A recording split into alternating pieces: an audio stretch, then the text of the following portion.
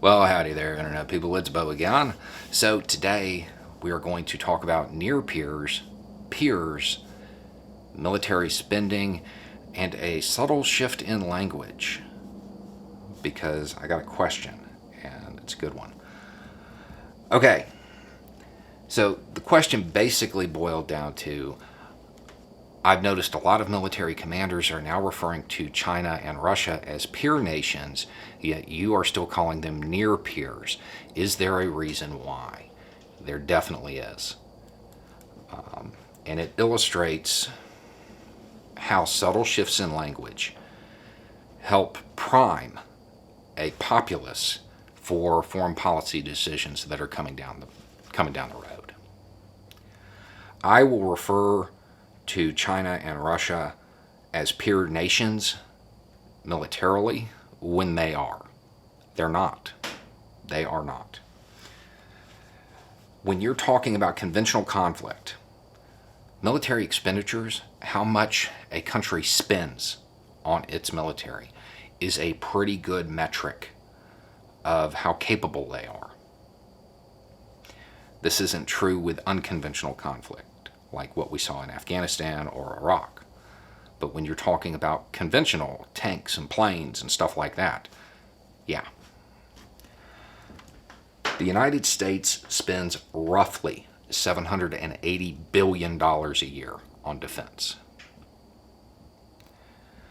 That is more than China, India, Russia, the United Kingdom, Saudi Arabia, Germany, and France combined. People talk about U.S. military expenditures, and they always want to know why we spend so much. The idea started with the logic that the U.S. needed to be able to fight a war on two fronts by itself. The U.S., because of this policy, will always spend more than its two largest competitors combined. That's always going to happen. It's kind of U.S. doctrine.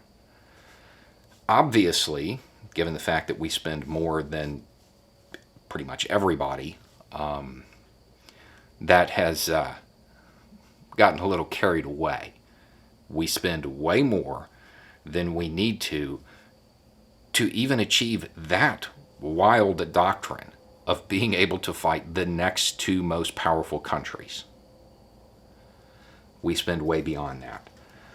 Realistically, if the United States had to go to war with China and Russia at the same time, the U.S. would be able to fight them to at least a stalemate. That's assuming there's no wild card thrown in there.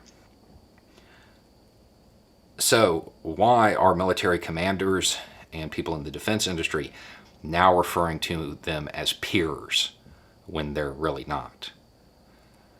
Because we can't allow there to be a mineshaft gap. You can't ask for more money and encourage defense spending to counter people who are almost as powerful as you. It's getting ready for Cold War 2.0. It's getting ready for that mass of military expenditure. They're not peer nations. Now, each country has things that it's good at. Some things they're better at than the United States. We talked about surface-to-air missiles recently. And Russia's systems, they probably are better than the U.S. There are things that they are better at.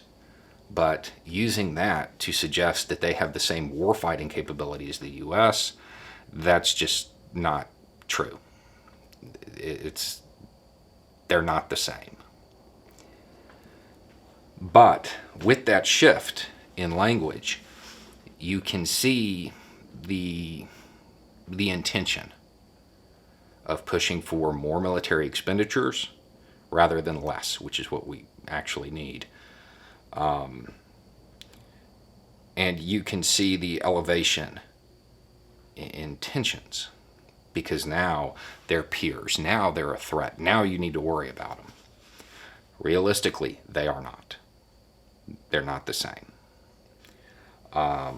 China has a lot of manpower. They have a lot of personnel that they can call on. Without the physical resources, the major assets to go along with that, doesn't mean much. Nobody plans on invading China. So that's why that shift in language is occurring.